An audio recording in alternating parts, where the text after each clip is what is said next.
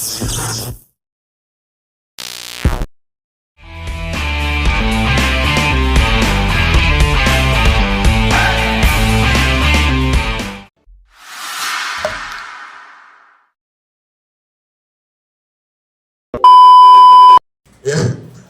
oke. Dari Pak Gafur, ya kira-kira bagaimana kita awali dari mana ini supaya hukum ini bisa tegak pada kebenaran, tegak pada keadilan, bukan tajam di bawah, tumpul di atas. Silakan, Pak Gafur. Oke, terima kasih Bang Dan. Jadi untuk pertanyaan dari penanya tadi, saya ingin menjawab tetapi tidak lari dari konteks tema yang kita bahas pada malam hari ini, supaya kita tetap lebih konsisten pada tema. Saya sebenarnya punya pandangan lain soal kasus Ibu Supriyani ini. Dari pandangan hukum, secara kooperatif tadi saya sudah paparkan, saya sudah jelaskan di awal tentang bagaimana mekanismenya. Ibu Supriyani juga kooperatif, Polsek juga kooperatif, sudah melakukan tugasnya dengan sebaik mungkin. Karena memang kasus yang menimpa Ibu Supriyani ini, di sisi lain kita juga harus melihat aspek sosiologisnya. Alasan apa kenapa dia memukul, atau misalnya terbukti ya. Karena dalam kriminologi hukum itu kita mempelajari tentang aspek-aspek atau faktor-faktor yang menyebabkan seseorang itu melakukan tindak pidana. Nah, tadi sudah dijelaskan juga sama Ibu Faria tentang Faria. Ya. Iya, tadi sudah dijelaskan sama Ibu Eva tentang bagaimana perasaan seorang guru, bagaimana mendidik anak atau mendidik siswa di sekolah itu dengan perbedaan generasi milenial ke generasi Z, bahkan sampai ke generasi alpha itu jauh sekali perbedaannya, kontrasnya jauh. Apalagi dengan hadirnya undang-undang perlindungan anak, sanksi disiplin guru itu semakin dibatasi. Nah, itu juga yang memang harus kita perhatikan, yang harus yang harus betul-betul dipikirkan oleh para pembuat hukum atau para penegak hukum juga, bahkan masyarakat juga sebenarnya. Sebenarnya kalau kita mau melihat istilah hukum itu tajam ke bawah, tumpul ke atas, hukum itu sebenarnya dibuat sebaik mungkin dan seideal mungkin. Tergantung siapa yang memakai hukum itu atau siapa yang melaksanakan hukum itu. Ibarat pisau, hukum itu ibarat pisau. Siapa yang menggunakan hukum itu, kalau pisau itu digunakan dengan cara-cara yang bermanfaat, misalnya potong sayur, potong bawang, maka hasilnya juga akan bermanfaat. Tetapi pisau ketika digunakan untuk hal-hal yang negatif seperti membunuh orang atau melukai orang, itu juga hasilnya akan tidak bermanfaat atau hasilnya akan buruk sebenarnya. Begitu juga hukum. Hukum itu hanya alat untuk mencapai sebuah keadilan. Hukum itu alat untuk mencapai sebuah keadilan. Bagaimana hukum itu diramu, bagaimana hukum itu ditegakkan, itu dua hal yang berbeda. Hukum itu diramu memang betul-betul diramu untuk mencapai keadilan, tetapi dalam penegakannya seringkali salah atau keliru. Saya kembali ke masalah Ibu Supriyani. Ya, ada beberapa hal yang memang harus kita pertanyakan dalam kasus ini sebenarnya. Terlepas dari Ibu Supriyani itu adalah seorang guru, terlepas dari si anak ini adalah bapaknya polisi, tetapi yang kita lihat di sini adalah korban dan pelaku atau terduga pelaku. Ya, terduga pelaku. Gitu. Secara objektif kita harus lihat di situ. Si terduga pelaku ini adalah orang dewasa dan si terduga korban ini adalah anak umur 6 sampai atau 7 tahun kalau tidak salah. Karena dia kelas 1 SD di situ. Begitu. Nah, harus kita perhatikan juga di situ. Kita harus lihat secara objektif di situ. Apakah memang betul-betul terjadi kasus penganiayaan, terduga penganiayaan itu atau tidak? Nah, ini yang harus dibuktikan oleh si Ibu Supriyani tadi. Harus dibuktikan kalau memang dia tidak bersalah dan mengaku tidak bersalah atas laporan itu, maka betul-betul dia harus membuktikan dirinya tidak melakukan itu, karena bukti-bukti fisik itu sudah dikumpulkan oleh pihak polsek, termasuk sapu, visum dan baju, pakaian. ya pakaiannya itu sudah dikumpulkan. Tetapi walaupun sudah terbukti, itu juga masih ada yang harus kita pertanyakan, betulkah Ibu Supriyani itu yang melakukan? Karena kan pengakuannya si anak itu kan ada dua. Pertama pengakuannya jatuh bersama ayahnya, Iya. yang kedua dipukul sama ibu Dipukul gurunya. sama. Nah, ini yang harus diselidiki sebenarnya. Mana yang benar di antara dua itu? Iya. Begitu. Tetapi saya ingin menyampaikan kepada teman-teman atau pihak-pihak yang merasa dirugikan ataupun masyarakat yang memang merasa ada ketidakadilan dalam penegakan ini, mari kita menilai ini secara objektif. Jangan kita melihat dan kita mengatakan bahwa kasus ini murni betul-betul kesalahan oleh sepihak saja atau sengaja dilakukan demi kepuasan oleh satu pihak. Jangan. Kita harus betul-betul menilai ini, memang betul-betul kita lihat siapa yang benar, siapa yang salah. Karena memang untuk pembuktian hukum itu kita harus lihat benar atau salah. Dalam kasus ini belum selesai, masih dalam tahap mau masuk dalam tahap penuntutan di pengadilan. Jadi belum selesai, belum final. Kita belum tahu, masih banyak bukti-bukti yang belum terkuak di situ. Yeah. Seperti itu. Maka memang kita sebagai masyarakat harus betul-betul jeli melihat informasi, membaca informasi. Jangan dulu terprovokasi dengan informasi-informasi yang memang keadaannya kebenarannya belum teruji. Saya pun misalnya saya berada dalam pihak korban misalnya ya, saya berada dalam pihak korban. Misalnya saya adalah keluarga korban, anak di bawah umur loh, anak umur kelas 1 SD, dipukul begitu, tidak kejar itu. Artinya kalau kita mau lihat dari pandangan yang berbeda, seperti itu.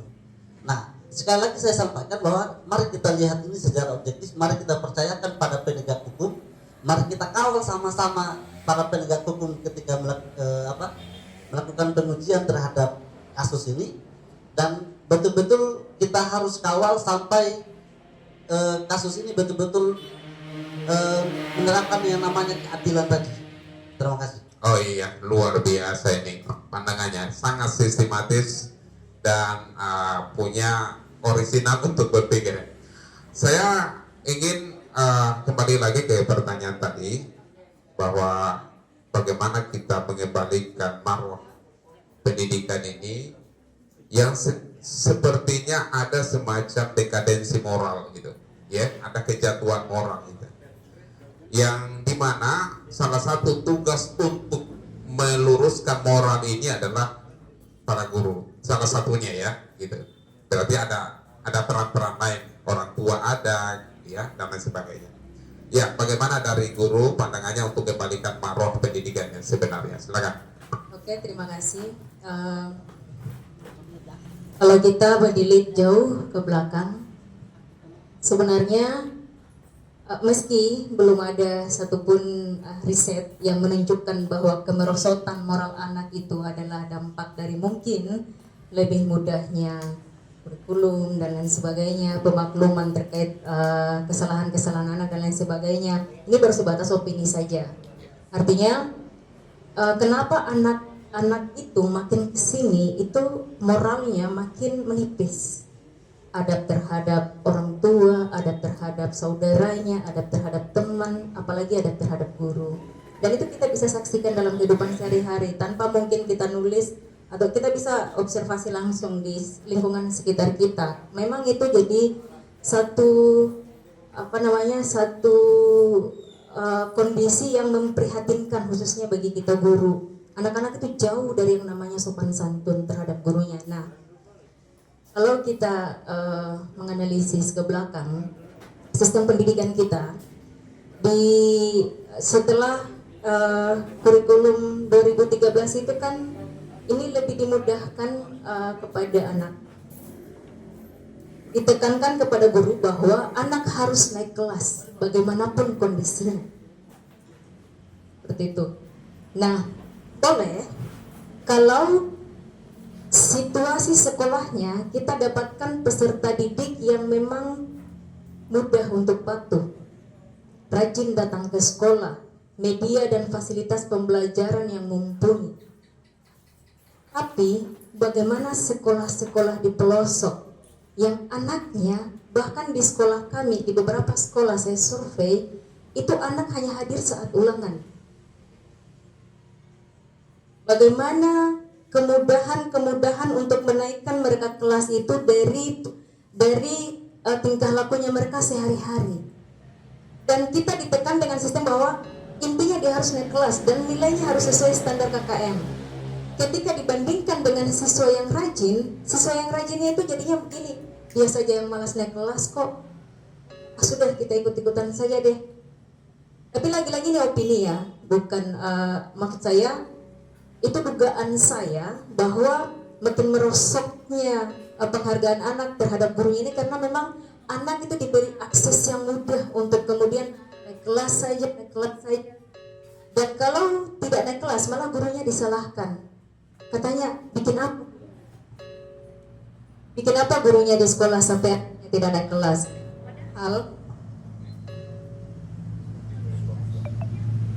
Padahal orang tua di rumah, sepengetahuannya anaknya memang ke sekolah, subuh-subuh sudah mandi, sudah sarapan ke sekolah, tapi tidak sampai di sekolah. Nah, kebiasaan yang seperti ini kemudian terjadi terus menerus sampai marwah pendidikan itu memang sepertinya belajar itu menjadi bagian yang tidak penting bagi seorang anak untuk meraih sesuatu. Kalau dulu kita tuh istilahnya begini, sesuatu makin mahal kita raih, dia akan makin kita hargai. Tapi makin mudah kita raih sesuatu itu kita pandang enteng juga, gampang saja kita peroleh. Nah, sistem-sistem yang seperti ini yang kemudian mengakar dan pada akhirnya muncul paradigma peserta didik bahwa sekalipun saya tidak belajar juga saya naik kelas kok. Akhirnya kalau dulu kita anggap bahwa ilmu itu penting, sekarang kebalikan. Guru yang menjadi mengemis sama anak untuk datang belajar demi memenuhi tuntutan pembelajaran dan laporan administrasi di sekolah. Seperti itu. Jadi bagaimana cara mengembalikan marwah ini, saya pikir ini harus menjadi analisis bersama antara fungsional di lingkup pendidikan, kemudian pemangku kebijakan dan lain sebagainya untuk menganalisis kembali kebijakan kurikulum. Karena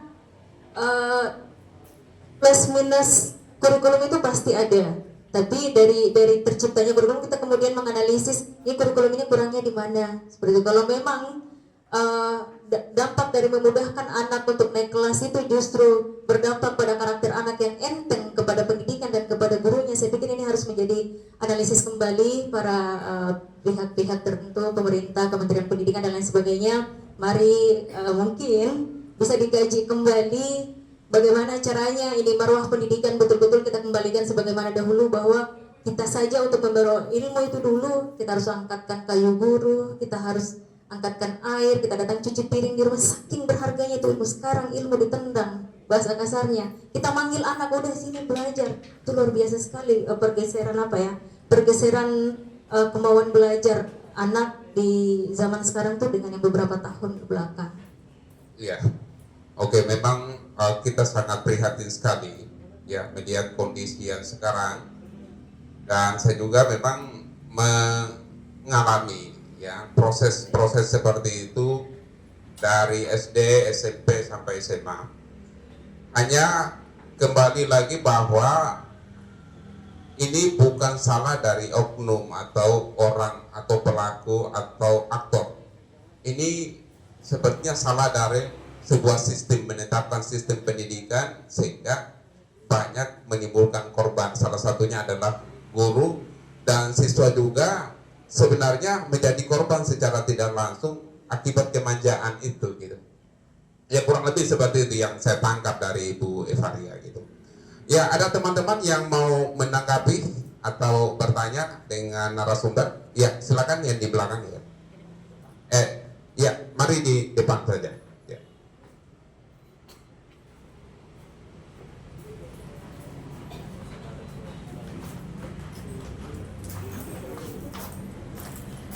Atau di sini saja ya? Oh iya. Oh iya. Iya. Mau pakai lihat? Sini aja nggak apa-apa. Pakai lihat tangga. Nah, itu. Oke, terima kasih. Maaf ini Pak, saya ini baru tiba tadi dari Kabaina. Siap. Nah, kebetulan tadi ini temannya menarik sekali. Nah, sebetulnya tadi itu kan sudah semua curhatan dari guru-guru ini yang dia sampaikan tadi Ibu.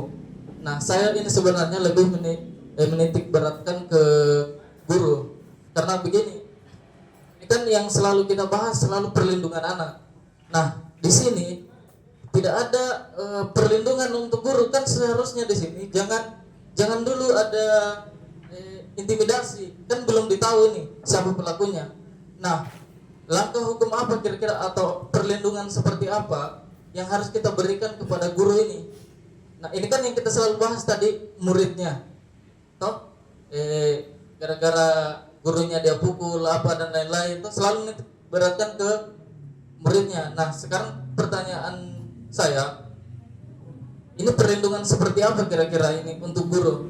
Nah, karena guru sebetulnya ini kan dia orang tua kedua dari orang tua sungguhannya. Nah, dia lakukan juga itu karena memang murni dia mendidik sebetulnya.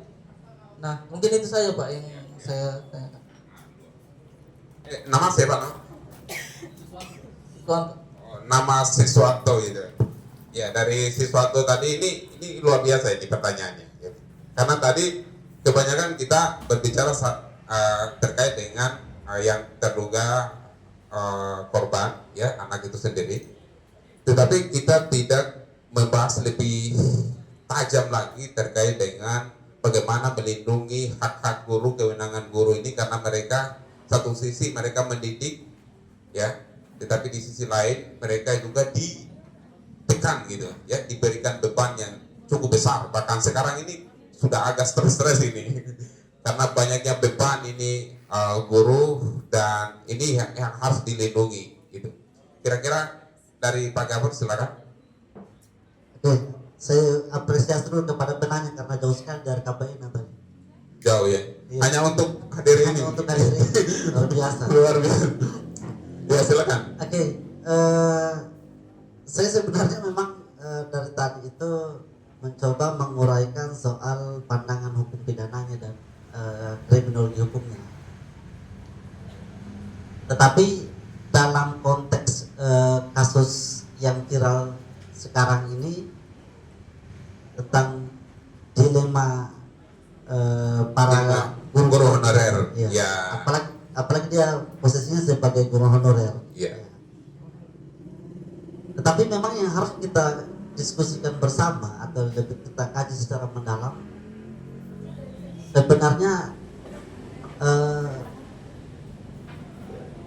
batasan dari disiplin itu seperti apa? Itu yang harus kita kaji lebih dalam, atau harus kita lihat sebenarnya disiplin untuk dari guru ke sanksi disiplin ya. Yeah. Sanksi disiplin dari guru ke siswa itu batasannya seperti apa? Apakah sampai saya tidak dalam posisi membela siswa atau guru ini, tidak. Tetapi saya mau melihat ini secara objektif bahwa apakah dalam disiplin murid, ya, disiplin guru terhadap siswa itu dibenarkan melakukan pemukulan secara fisik. Itu satu. Nah, ini yang harus kita kaji secara mendalam dan harus dipikirkan sebenarnya, Bu. Karena memang sampai saat ini saya belum tahu, entah saya yang belum tahu atau memang belum ada, sebenarnya sanksi disiplin yang diberikan kepada siswa itu batasannya sampai mana, supaya kita bisa menilai dan kita bisa mengukur kira-kira yang dilakukan itu masuk pada tindak pidana atau tidak masuk dalam tindak pidana. Karena lagi-lagi dalam tindak pidana anak apalagi itu penganiayaan tadi sudah dijelaskan unsur-unsurnya. Yang sampai terjadi, kalau dalam kekerasan fisik itu ada pemukulan, tamparan, mencubit, dan sampai melukai. Nah, itu memang yang harus kita tahu bersama, karena memang saya juga pendidik. Saya juga pernah merasakan bagaimana mendidik anak SD, mendidik anak-anak dari usia 6 sampai 12 tahun. Dan memang luar biasa dilemanya. Kadang-kadang kalau mereka nakal keterlaluan, kita mau pukul salah kita, Pak. Ya. Ya, karena memang mereka di anak di bawah umur. Gitu. Tetapi dalam perlindungan gurunya seperti apa kira-kira perlindungan gurunya? Guru itu dalam undang-undang pendidikan itu sudah diberi hak dan kewajibannya. Undang-undang dosen dan guru ya. Iya. Sudah diberi hak dan kewajibannya tentang bagaimana hak-hak guru, bagaimana kewajiban-kewajiban guru. Itu yang seharusnya jadi tolak ukur sebenarnya. Jadi tolak ukur kira-kira standarnya disiplin kepada murid itu seperti apa, gitu. Saya kembali ke kasusnya Ibu Supriyani. Memang ada sedikit kekesalan dari kita terhadap apa yang sudah dilakukan, karena sudah 3-4 kali mediasi itu kedua orang tua korban itu merasa tidak puas karena memang tidak ada pengakuan. Saya melihat kenapa sampai tidak ada pengakuan dari Ibu Supriyani ini, karena memang mungkin dia merasa tidak pernah lakukan pukulan itu sampai dia memang seperti itu. Ya. Kita juga harus melihat dari posisi itu sebenarnya apa sih sebenarnya yang mau ingin dicari sama orang tua siswa? Apakah memang dengan memenjarakan Ibu Supriyani itu mereka sudah merasa puas atau bagaimana? Itu juga harus jadi pertimbangan, karena lagi-lagi kalau kita melihat dari status latar belakangnya ibu guru ini, dia punya anak juga. Saya apresiasi kepada pihak yang mengupayakan untuk penangguhan penahanan itu, karena memang di latar belakang sosialnya, latar belakangnya si ibu guru ini, dia punya anak yang harus dia rawat. Itu memang harus jadi landasan pertimbangan untuk melakukan penangguhan penahanan, terlepas dari apakah dia terbukti bersalah atau tidak. Itu nanti putusan pengadilan, karena putusannya belum keluar, baru mau masuk persidangan. Ya, oke. Ada beberapa informasi yang saya dapat di media, ya, bahwa ada beberapa pertimbangan sehingga itu ditangguhkan. Yang pertama bahwa beliau itu masih dalam proses pemberkasan P3K kalau tidak salah, ya. Kemudian beliau statusnya guru honorer, punya anak, dan orangnya seperti yang dikatakan oleh Ketua PGRI tadi, ya, orangnya sabar, santun, dan tenang.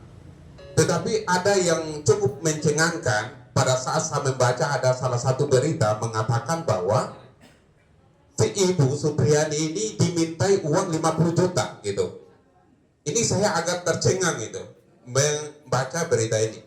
Ini kalau katakanlah masuk dalam persidangan, ya harus diusut tuntas juga supaya guru ini juga merasa terlindungi gitu. Ya, kira-kira Ibu Eva silakan berikan tanggapannya gitu. Saya juga sedikit shock waktu baca permintaan dari keluarga korban, dimintai gurunya itu untuk membayar 50 juta kalau mau damai. Kalau mau damai. Itu berita ya? Kan di mediasi ya, di mediasi. Dan itu sudah viral beritanya. Ya, dimintai 50 juta, kemudian minta maaf sama anaknya, tapi kan si ibu ini lagi-lagi sebenarnya berat untuk meminta maaf karena dia memang terang-terangan membantah bahwa dia tidak melakukan kekerasan itu, makanya dia tidak mau minta maaf. Apalagi katanya mau membayar 50 juta. Ini honorer loh gitu. Iya, honorer. Bukan kemudian kepala dinas itu. Honorer guru sekolah dasar negeri itu kita hitung-hitung saja nih kasihan. 50 juta itu biar dia honor 20 tahun dia tidak bisa kumpul itu. Artinya dari sisi kemanusiaan juga untuk pihak keluarga terduga korban harus berpikir juga. Artinya seorang guru honor yang punya anak, kita sudah sampaikan minta maaf, dia sudah datang minta maaf juga, meskipun berat karena memang dia merasa tidak melakukan, masih juga dimintai 50 juta. Ini kan lagi-lagi keadilan sosial bagi seluruh guru Indonesia. Ya sebentar ya, gitu. Kayaknya agak gatal ini. Ya silakan Ibu. Selesaikan saja. Oh ya, itu tadi saya pikir bukan hal yang manusiawi ketika dia juga harus dimintai 50 juta terlepas dari berita itu benar atau salah, tapi itu sudah terbagikan ribuan kali. Jadi pandangan kita pun juga itu bukan hal yang manusiawi ketika dia dimintai harus membayar 50 juta. Iya. Oke, ada yang tanggapi tadi? Oh iya. Silakan. Oke, mic lah karena ini mau siaran langsung ini. Ya, baik. Terima kasih. Jadi informasi terakhir ini cukup mencengangkan. Kalau sampai ada permintaan uang, saya curiga jangan-jangan ada pihak yang mencoba mengkapitalisasi persoalan ini. Dan ini tidak bisa kita biarkan. Makanya bisa saja kopi intelektual juga harus melakukan advokasi yang sifatnya masif untuk bisa membongkar. Tapi yang mau saya bilang juga bahwa kasus ini kemudian menjadi bukti bahwa pengelolaan pendidikan itu tidak terkoordinasi dengan baik. Komunikasi antara kemudian sekolah, orang tua murid itu harus berjalan dengan baik. Karena tanggung jawab pendidikan itu bukan hanya kepada guru, tetapi semua pihak. Bahkan masyarakat pun harus melakukan itu. Dan ini juga saya melihat adanya pihak, terutama orang tua murid, yang mencoba menyalahgunakan, memahami hukum perlindungan anak. Sehingga kesalahan di dalam memahami hukum perlindungan anak itu menyebabkan adanya semacam immunity bagi siswa. Seolah-olah siswa itu tidak ada salahnya, mau caci maki gurunya tetap benar di mata hukum perlindungan anak karena memang mereka salah di dalam memahami itu. Nah, nampaknya undang-undang guru dan dosen itu juga harus kemudian perlu kita sosialisasikan ke orang tua murid supaya mereka juga memahami dan menyadari hak-hak guru pada saat proses pelaksanaan pendidikan. Nah, karena guru kita ini saking bijaknya mereka memahami undang-undang atau kebijakan pendidikan terkait hak guru dan dosen tadi, sehingga mereka tidak menempatkan produk perundangan itu sebagai sesuatu yang bisa mereka jadikan immunity tadi, gitu ya. Nah, ini yang harus kita tegakkan.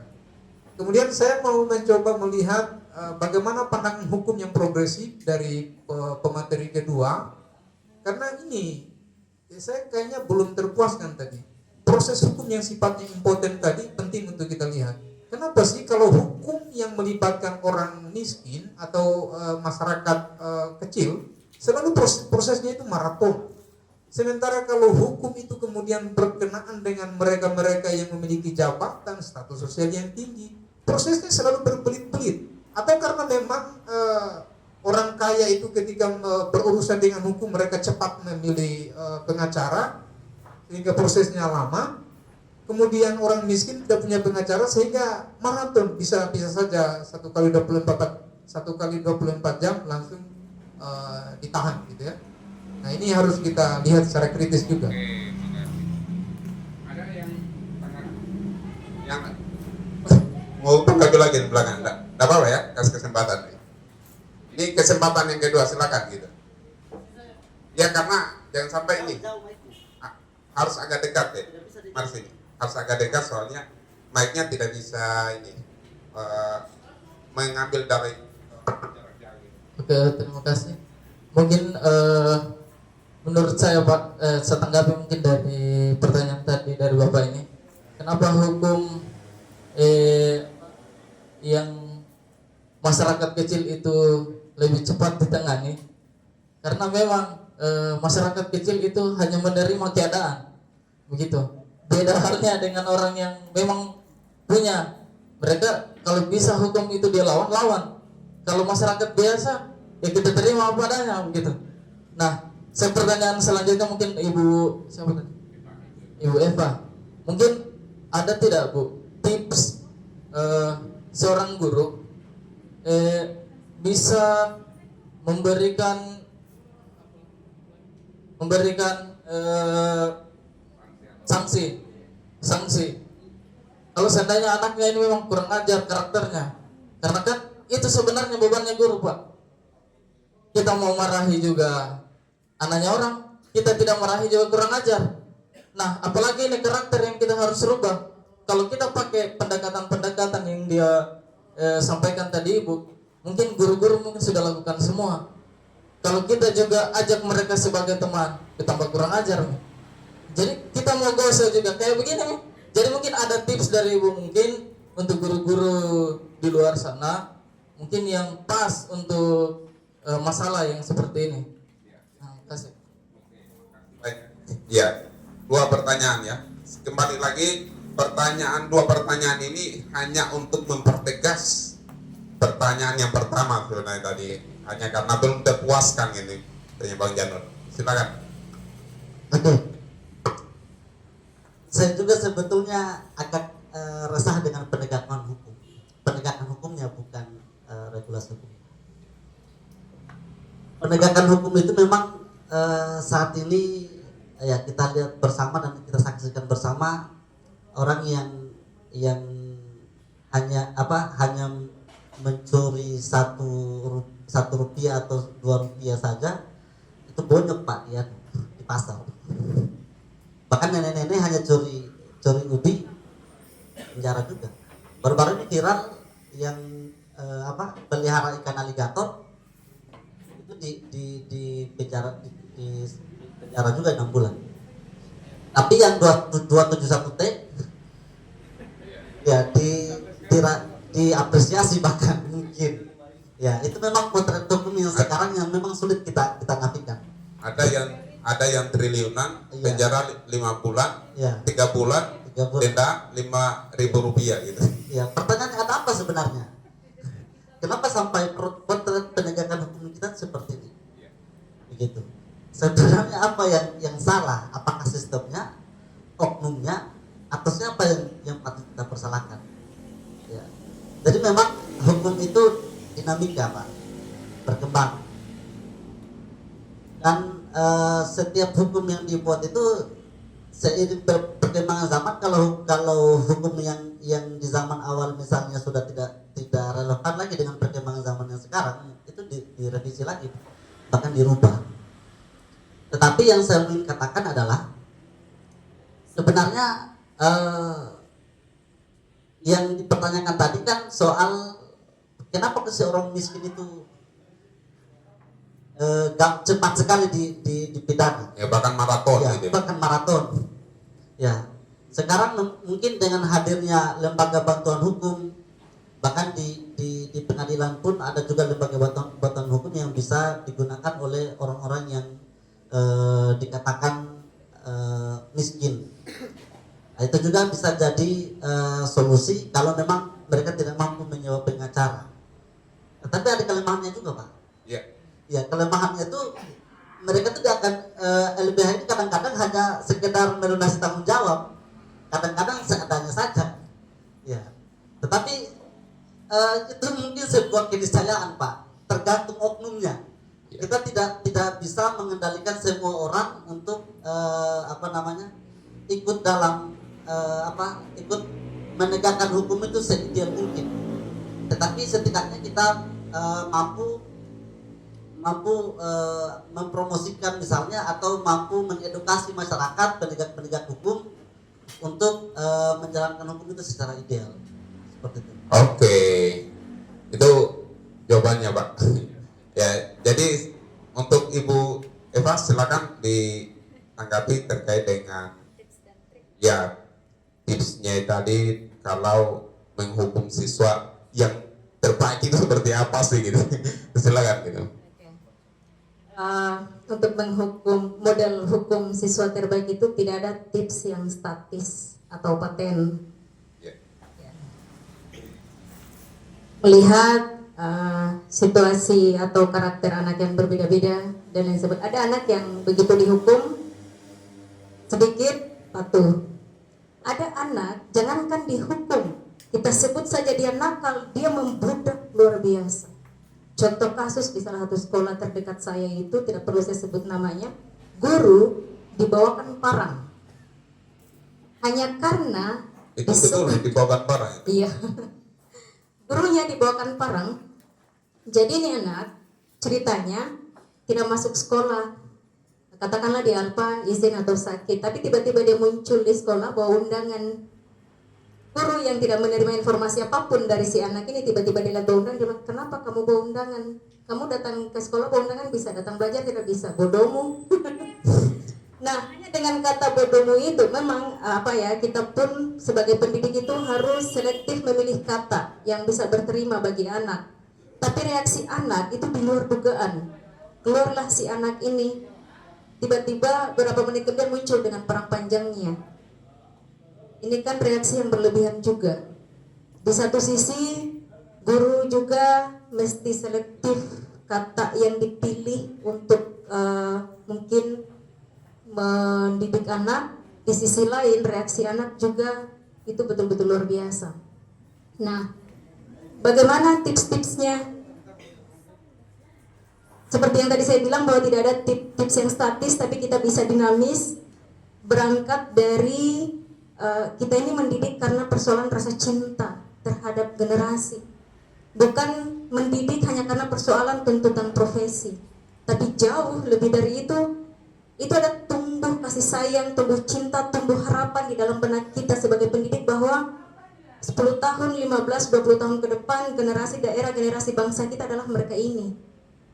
Jadi seberkualitas mungkin kita beri pendidikan, bukan sebatas pendidikan di dalam kelas, tapi kalau bisa sering kita giring anak ini dengan kegiatan-kegiatan lain di luar kelas. Kita sibukkan mereka, kita sibukkan pikirannya, kita sibukkan motoriknya dengan kegiatan-kegiatan positif di luar.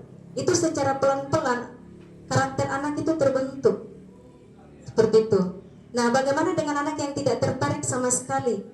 Kita sudah berupaya luar biasa, tapi masih ada juga satu dua anak yang bandel. Jangankan anak didik, anak kandung saja ada yang menurut, ada yang tidak. Tapi apakah orang tuanya putus asa? Jelas tidak. Dan kekuatan terakhir orang tua adalah doa. Karena sekuat-kuat usaha kita sebagai guru, kita juga bisa mengiringkan anak-anak didik kita dengan doa, dengan berbagai kegiatan-kegiatan di luar yang kita sudah upayakan tadi. Karena memang seperti yang dikatakan abang saya yang di depan ini, bahwa tanggung jawab pendidikan itu bukan hanya kepada guru, tapi juga melibatkan elemen lain, utamanya itu orang tua, kemudian lingkungan sekitar. Nah, saya sangat bermimpi sekali bahwa di sekitar kita, di daerah kita, Keton khususnya, itu tumbuh subur ruang-ruang belajar bagi anak dari usia dini sampai dewasa. Dan sekarang pun tuh program pemerintah terkait dengan TBM, Taman Baca Anak, itu lagi marak digalakkan. Karena ini juga salah satu pemicunya adalah isu dari pendidikan karakter. Karena memang karakter anak ini harus dibentuk sejak dini. Seandainya itu hidup, pelaku-pelaku, pegiat-pegiat atau komunitas-komunitas yang kemudian peduli pendidikan itu hidup, saya yakin pelan-pelan bismillah anak-anak ini bisa terarahkan. Jadi pendidikan tadi itu bukan hanya menjadi tanggung jawab guru, tapi kolaborasi bersama guru, orang tua, dan kita lingkup masyarakat yang bergerak untuk kemudian sama-sama peduli pendidikan. Seperti itu saya rasa. Oh iya,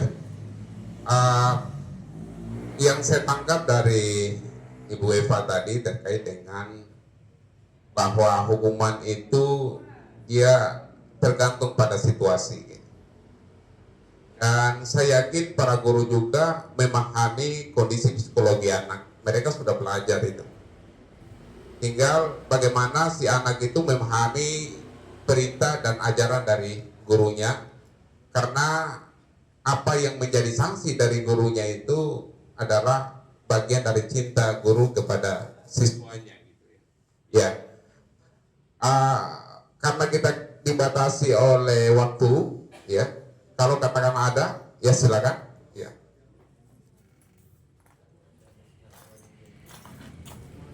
Ya, silakan.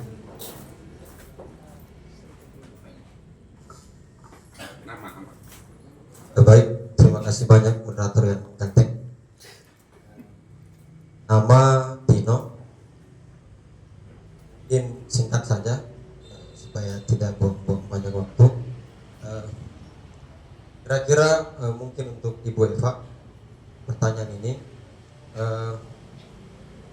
Pendidikan yang seperti apa kiranya bisa membangun satu kekuatan paradigma untuk melihat pengambilan hukum yang objektif, kira-kira begitu. Ketika misalnya kita punya niat yang baik untuk menghidupkan peduli pendidikan dari karakter yang mungkin masih SD, kemudian SMP, SMA, dan bahkan kuliah, tentu niatan-niatan itu sangat mulia dan kita sangat support. Tapi kira-kira metodologi yang kita bisa gunakan dan corak pendidikan yang seperti apa kiranya untuk membangun satu kekuatan paradigma tadi untuk melihat kebijakan hukum yang objektif, kira-kira begitu. Banyak moderator yang ganteng. Terima kasih penanya yang ganteng juga gitu. Ya, ada lagi karena ini sudah kesempatan terakhir, kita dibatasi oleh waktu ya kurang lebih 1 jam. Kalau ada saya kasih kesempatan. Ada? Tidak ada ya? Karena kita dibatasi oleh waktu, maka saya berikan kesempatan kepada 2 narasumber ya untuk menjawab, karena tadi ada perspektif hukumnya juga, ada perspektifnya juga pendidikan. Jadi dua-dua narasumber silakan menjawab dan sekaligus juga adalah memberikan closing statement. Silakan. Oke, terima kasih Bang Darmin atas kesempatan ini beberapa kali. Sebenarnya untuk closing statement tidak ada kata-kata yang spesial, tetapi untuk kasus yang sedang kita angkat, yang sedang kita bahas malam hari ini, ada beberapa hal yang memang ingin saya sampaikan. Pertama, bahwa memang seorang guru itu kenapa disebut sebagai pahlawan tanpa tanda jasa, karena memang tanggung jawab guru itu berat seperti yang disampaikan Ibu Eva tadi. Berat, biar guru aja, kalian gak akan mampu. Ya, karena memang sikap, karakter, perilaku anak itu memang bermacam-macam. Ada yang nakalnya ya nakal sedikit, ada yang nakalnya di atas lagi sampai bawa-bawa parang tadi di sekolah untuk diancam gurunya ya. Tetapi memang ini kepada para mungkin sekolah-sekolah mungkin atau kepala-kepala sekolah, ironinya sekolah sekarang itu kalau panggil orang tua ke sekolah itu hanya untuk pembahasan pembayaran uang SPP atau pembayaran uang baju, pembayaran uang ini, pembayaran uang itu, pembayaran lah kebanyakan. Tetapi kurang dalam edukasi terhadap kira-kira bagaimana anaknya ini kalau misalnya nakal, apa sanksinya misalnya. Kalau kami tidak bisa pukul, bisa tidak kami keluarkan atau kami kasih tinggal kelas. Karena kan tidak boleh siswa tinggal kelas, karena jangan sampai mencederai psikologi anak. Iya, itu juga ironinya sekarang. Maka memang harus ada kesepakatan antara sekolah dengan orang tua siswa. Supaya apa? Supaya setidaknya ada pencegahan. Kalau misalnya si anak nakal dan tidak bisa dipukul oleh gurunya, boleh tidak gurunya kasih keluar dari sekolah? Atau boleh tidak gurunya panggil orang tuanya, kasih keluar anakmu, kasih sekolah di sekolah lain? Kami tidak mampu. Tetapi lagi-lagi orang tua dia akan bilang lagi, kalian kan sekolah, kalian kan dibayar sama negara, ya tugas dan tanggung jawabnya kalian dong. Seperti itu. Tetapi yang saya ingin bilang adalah memang harus ada kesepakatan antara pihak sekolah dengan anak. Saya teringat satu ungkapan bahwa untuk menghancurkan sebuah negara itu lakukan dengan cara biarkan anak atau siswa itu menyontek. Ya, ketika siswa ini menyontek, berbuat curang ketika ujian di sekolahnya, dan itu berkelanjutan sampai misalnya dia S1 kedokteran, sampai dia jadi praktek dokter dokter praktek di rumah sakit, apa yang akan terjadi pada pasien-pasiennya nantinya. Jadi yang saya ingin katakan adalah siswa, anak itu dididik. Sekolah itu hanya batu loncatannya anak untuk belajar ilmu pendidikan. Tetapi pendidikan yang sesungguhnya itu dimulai dari orang tuanya. dimulai dari orang tuanya sampai lingkungan sekolahnya dan lingkungan sosialnya, seperti itu. Dan habis saya. Sebenarnya masih panjang gitu ya. Oke, silakan berikan tanggapan sekaligus close statement gitu. Oke, bagaimana membentuk paradigma kita sebagai penggerak yang sebenarnya peduli sekali, itu bagaimana caranya? Begitu kan? Iya. Oke, saya sangat terharu kalau ada kawan-kawan, baik itu adik-adik maupun mungkin senior-senior saya yang menjadi pemerhati pendidikan di luar dari jabatan fungsionalnya dia di sekolah. Karena memang untuk membangun suatu peradaban itu tidak hanya menjadi tanggung jawab pendidikan formal. Kita pun bisa menjadi penggerak di sana, di lingkungan kita, di lingkungan masyarakat kita. Jadi bagaimana caranya? Ya tumbuhkan kemauan dari diri kita memang. Kita mulai dari lingkungan di sekitar kita, orang-orang terdekat kita, adik-adik kita.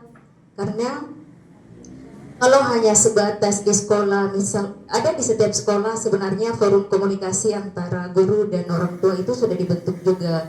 Kemudian kesepakatan bersama orang tua siswa dan siswa itu juga sudah dibentuk juga di asesmen awal.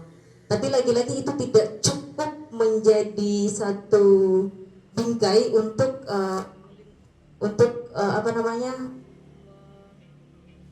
tidak menjadi satu langkah untuk kemudian menjaminkan anak ini berdaya ke depan. Jadi memang perlu kolaborasi kita sebagai pendidik, kemudian masyarakat sebagai pemerhati pendidikan, dan juga namanya lingkungan keluarga yang selalu kita gaungkan itu bahwa rumah adalah universitas pertama bagi pertumbuhan anak. Jadi kolaborasi ketiga komponen itu saya rasa sangat kita perlukan terkait dengan membentuk paradigma. Paradigma ini kan dia berbentuk dinamis juga, tidak terbentuk sekaligus, tapi dia seiring waktu pola pikir kita, cara pandang kita terbentuk. Jadi saya pikir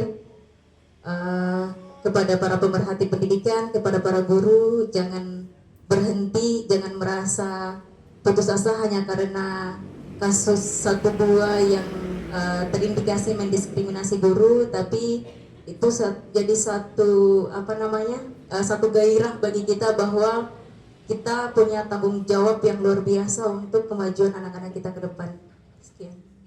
Oke, setelah saya menyimak apa yang menjadi pembahasan pada narasumber malam hari ini, saya teringat dengan apa yang menjadi teori dari McGregor gitu.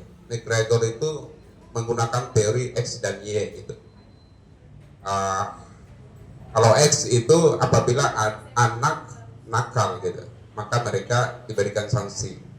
Tetapi sebaliknya kalau anak punya prestasi, ya punya sesuatu yang lebih, maka berikanlah mereka penghargaan sebaik-baiknya. Karena ternyata dalam Al-Quran juga Tuhan menggunakan 2 pendekatan itu juga. Bagi orang yang beriman akan masuk surga, bagi orang yang tidak beriman akan masuk dalam neraka. Itu adalah 2 hal yang digunakan dalam proses pengajaran pendidikan kita agar kita menjadi manusia yang mulia. Saya sangat teringat dengan apa yang menjadi ajaran Ibu Tun, bahwa mendidik anak itu dengan menggunakan namanya sarapan tangun itu, pinci-pinci giguli. Kalau kita mendidik anak itu kita rasa bahwa itu sakit, janganlah kita lakukan itu.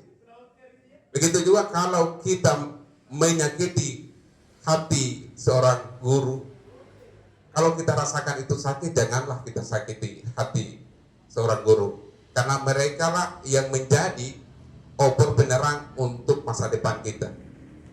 Oleh karena itu, baik itu anak maupun guru sama-sama saling menyayangi dalam upaya menumbuhkan pendidikan yang berbudi pekerti yang luhur. Itu saja yang bisa kami berikan. Semoga ada jalan terbaik buat kasus ini. Kami mendukung gerakan-gerakan dari PGRI untuk mengawal keadilan bagi Ibu Supriyani. Dan kami juga sangat mendukung penegakan hukum. Jikalau itu adalah ada kesalahan, maka yang kita hormati adalah penegakan hukum yang tidak dalam tekanan tetapi berada dalam koridor yang benar. Terima kasih. Billahi taufiq wal hidayah. Assalamualaikum warahmatullahi wabarakatuh.